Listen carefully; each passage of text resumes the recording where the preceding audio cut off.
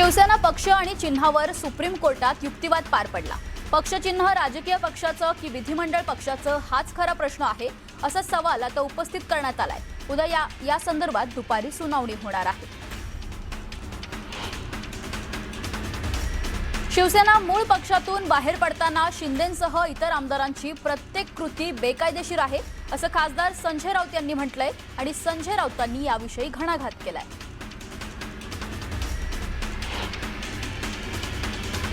पक्ष आणि चिन्ह या संदर्भात सुरू असलेल्या सुनावणीत सर्वोच्च न्यायालय योग्य तो निर्णय घेईल असा विश्वास राहुल शेवाळेंकडून व्यक्त करण्यात आलाय।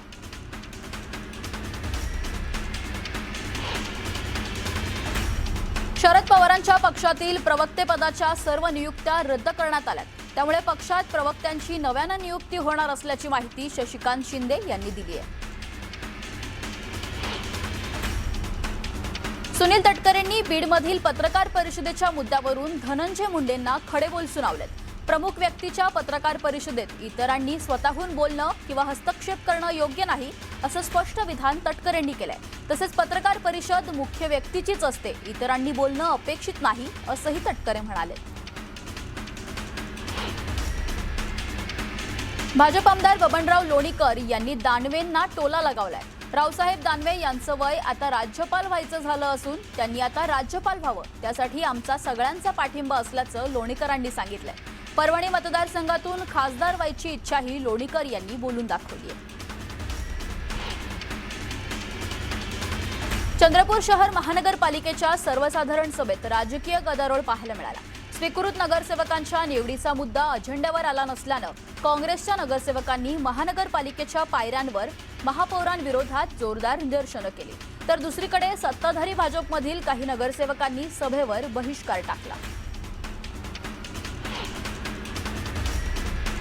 जळगावच्या मुक्ताईनगरमध्ये ज्येष्ठ राजकीय नेते आणि महिला लोकप्रतिनिधींबद्दल अश्लील आणि बदनामीकारक वक्तव्य करणाऱ्या विजय चौधरींवर सर्वपक्षीय नेते आक्रमक झालेत। विजय चौधरी यांच्यावर कठोर कारवाई करण्याची मागणी केली जाते आणि त्यांना तात्काळ अटक करावी अशी मागणी जोर धरते। भाईंदरच्या उत्तन येथील रामभाऊ माळगी प्रबोधिनीत शिवसेना नगरसेवकांचं प्रशिक्षण पार पडलं। उपमुख्यमंत्री एकनाथ शिंदेंनी प्रशिक्षण शिबिरात मार्गदर्शन केलं, मात्र कल्याण डोंबिवली महानगरपालिकेचे आयुक्त अभिनव गोयल या शिबिराला उपस्थित असल्याचा फोटो समोर आल्यानं काँग्रेसनं टीका केली आहे। टीका करत सवालही उपस्थित केलेत। अंबरनाथ विधानसभा मतदारसंघाचे आमदार डॉक्टर बालाजी किणीकर यांनी महिलांबाबत कोणतंही आक्षेपार्ह वक्तव्य केलेलं नाही। त्यांच्या वक्तव्याबाबत गैरसमज पसरवला जातोय असं उत्तर महिला शिवसैनिकांनी दिलंय। बीड जिल्हा मध्यवर्ती कारागृहात संतोष देशमुख हत्या प्रकरणातील आरोपीला विशेष सुविधा पुरवल्या जात आहेत असा आरोप धनंजय देशमुखांनी केलाय। त्याचबरोबर वाल्मिक कराडला नागपूर जेलमध्ये पाठवा अशी मागणी धनंजय देशमुखांनी केली आहे। त्याचबरोबर मुख्यमंत्री आणि कारागृह विभाग प्रमुखांना त्यांनी पत्रही पाठवलंय।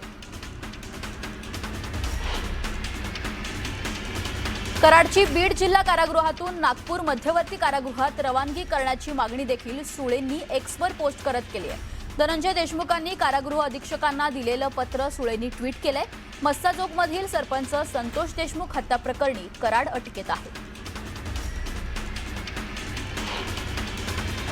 मराठवाड्यात काही कुणबी प्रमाणपत्र अवैध ठरली आहेत। संभाजीनगरच्या ज्योती शिंदेंचं कुणबी प्रमाणपत्र अवैध ठरवलंय, तर गंगापूरमधील वर्षा गायकवाडांचं कुणबी प्रमाणपत्र अवैध ठरवलंय।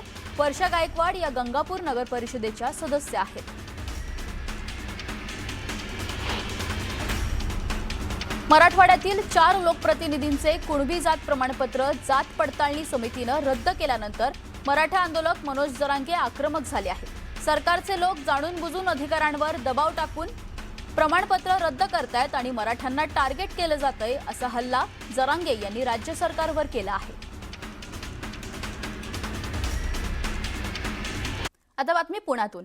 पुण्यातील नवले पुलाजवळील राष्ट्रीय महामार्गाच्या उपमार्गाची अक्षरशः चाळण झाली आहे। न्यूज 18 मराठीच्या ग्राउंड रिपोर्टमध्ये अनेक ठिकाणी रस्त्यात खड्डे नसून खड्ड्यांमध्ये रस्ते शोधण्याची वेळ आल्याचं चित्र समोर आलंय।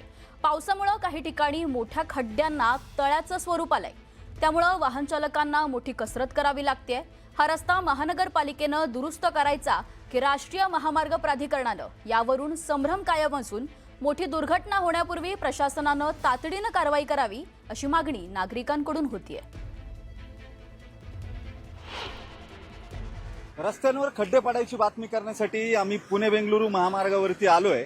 या मार्गाचा पर्यायी रस्ता जो आहे, ज्याला सर्व्हिस रोड असं म्हटलं जातं, तो हा सर्व्हिस रोड आहे।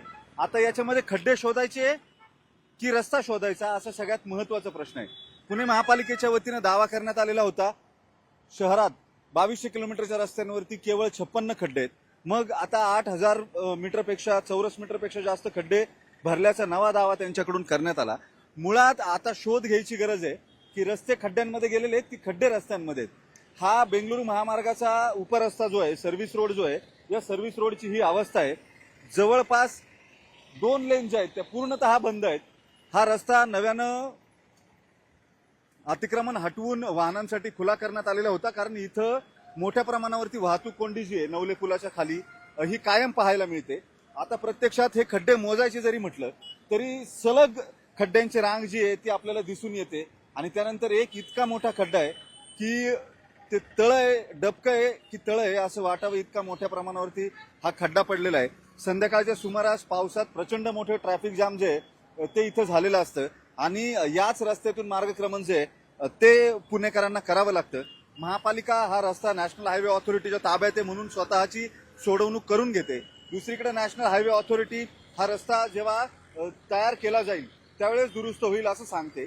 या सगळ्या परिस्थितीमध्ये पुणेकर जो गाडी घेताना टॅक्स भरतो, महापालिकेचा कर भरतो, हे सगळं करून त्याच्या वाटेला जर अशा पद्धतीचे रस्ते येत असतील, या गाड्यांनी या रस्त्यांवरून गाड्यांनी जायचं असेल तर आपला ऑर्थोपेडिक सर्जन जो आहे किंवा डॉक्टर जो आहे हाडांचा तो तयार ठेवावा लागतो। याचं कारण मणक्याचे रुग्ण जे आहेत ते त्यांची संख्या या पावसाळ्याच्या दरम्यान पुण्यात दरवर्षी मोठ्या प्रमाणावरती वाढते, मणका दुखायच्या तक्रारी होतात।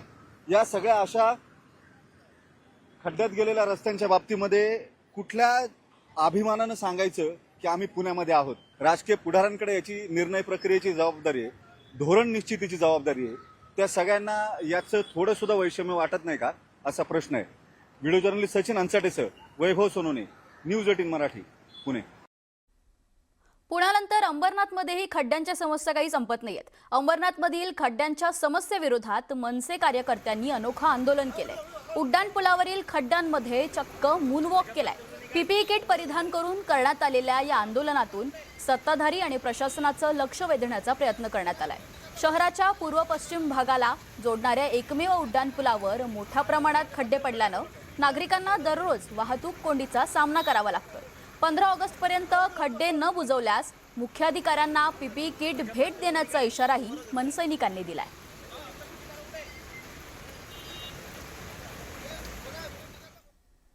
पुढच्या बातमीकडे वळूया।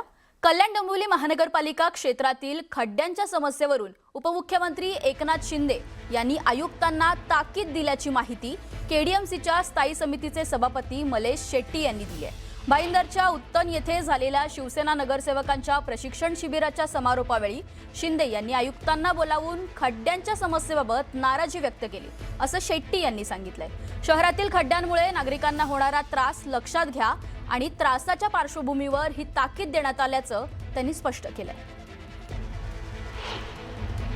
आमचं ट्रेनिंग चालू होतं त्याचं सर्व आमच्या शिवसेना पक्षाचं त्या टायमाला आयुक्तांना बोलवून घेतलं आमच्या नेत्यांनी शिंदे साहेबांनी की त्यांना ताकीद दिलं की बाबा लवकरात लवकर खड्डे भरण्याचं काम करा आणि त्यांनी आश्वासन दिलं की गणपतीच्या अगोदर आम्ही ते खड्डे भरून हे करतो। सध्या पाऊस जोरात चालू आहे त्यामुळे आता खड्डा भरता येणार नाही, पावसानं आता गणपतीच्या अगोदर आम्ही भरून देतो असं आश्वासन दिलं आहे त्यांनी।